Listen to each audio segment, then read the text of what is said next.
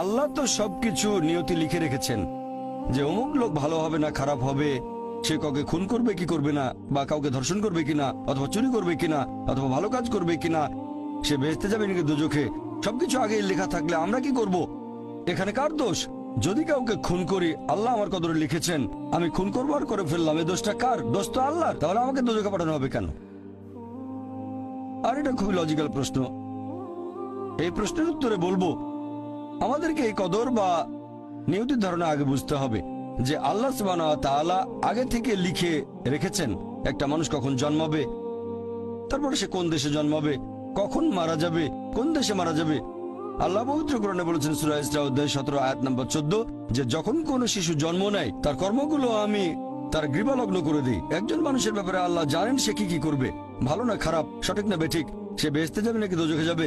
যে ধরেন একটা ক্লাসে একজন টিচার পড়াচ্ছেন 100 জন ছাত্রকে প্রায় 1 বছর ধরে, আর পরীক্ষা শুরুর আগে টিচার অনুমান করলেন যে এই ছাত্রটা এবারের পরীক্ষায় ফার্স্ট হবে, ফার্স্ট ক্লাস ফার্স্ট, এই ছাত্র পাবে সেকেন্ড ক্লাস, এই ছাত্র করবে ফেল।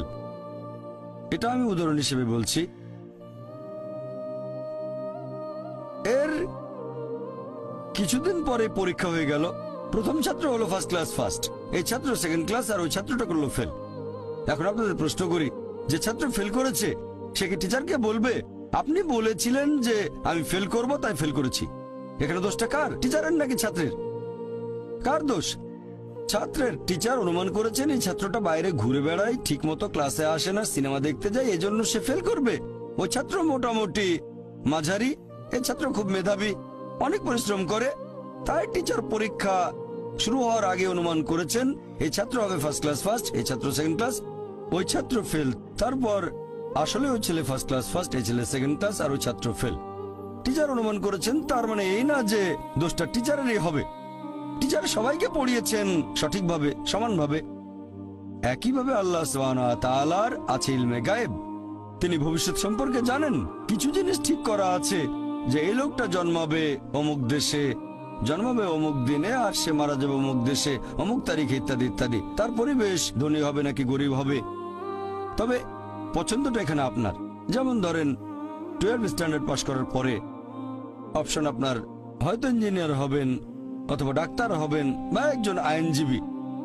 এখানে পছন্দ আপনার, ঠিক করলেন আপনি হবেন ইঞ্জিনিয়ার। এখন আল্লাহ এটা আগে থেকেই জানেন যে 12 স্ট্যান্ডার্ড পাস করার পরে আপনি ইঞ্জিনিয়ার হওয়ার চেষ্টা করবেন, তাই আল্লাহ আগে লিখে রেখেছেন। ব্যাপারটা এমন না যে আল্লাহ লিখে রেখেছেন বলে আপনি বেছে নিচ্ছেন, যেহেতু আপনি এটাই বেছে নেবেন তাই আল্লাহ আগে লিখে রেখেছেন। এখানে পছন্দ আপনার, তবে আল্লাহ আপনার পছন্দ জানেন। যেমন ধরেন একটা রাস্তার মোড়ে আসলেন, সামনে 5টা রাস্তা, রোড নাম্বার 1 2 3 4 5, এখানে পছন্দ আপনার, বেছে নিতে পারেন রোড নাম্বার 1 2 3 4 5। আপনি গেলেন রোড 2-এ, এটা আগে থেকেই লেখা আছে আপনার নিয়তিতে যে আপনি যাবেন 2 নম্বর রোডে। ব্যাপারটা এমন না যে আল্লাহ লিখেছেন বলে আপনি করছেন, যেহেতু আপনি এটাই বেছে নেবেন তাই আল্লাহ আগে লিখে রেখেছেন। তাহলে পছন্দ আপনার। আপনি চাইলে টাকা উপার্জন করতে পারেন ভালো কাজের মাধ্যমে, হালাল উপায়ে, অথবা পারেন চুরি করে হারাম উপায়ে, পছন্দ আপনার। ধরেন চুরি করলেন, এটা আপনার সিদ্ধান্ত, তবে আল্লাহ আগে থেকে জানেন যে এই লোকটা সহজে টাকা পেতে চায় তাই চুরি করবে, তাই আল্লাহ আগে লিখে রেখেছেন যে এই লোকটা 25 বছর বয়সে চুরি করবে।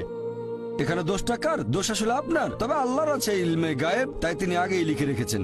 সিদ্ধান্তটা আপনার। আল্লাহ তাআলা মানুষদের দিয়েছেন স্বাধীন ইচ্ছা, আপনি আল্লাহ তাআলাকে দোষ দিতে পারবেন না আপনার পাপের জন্য। যদি আপনি দোজখে যান, যাবেন আপনার পাপ কাজগুলোর জন্য, আর যদি বেহেশতে যান সেটার কারণ হবে আল্লাহ সুবহানাহু ওয়া তাআলার অসীম করুণা।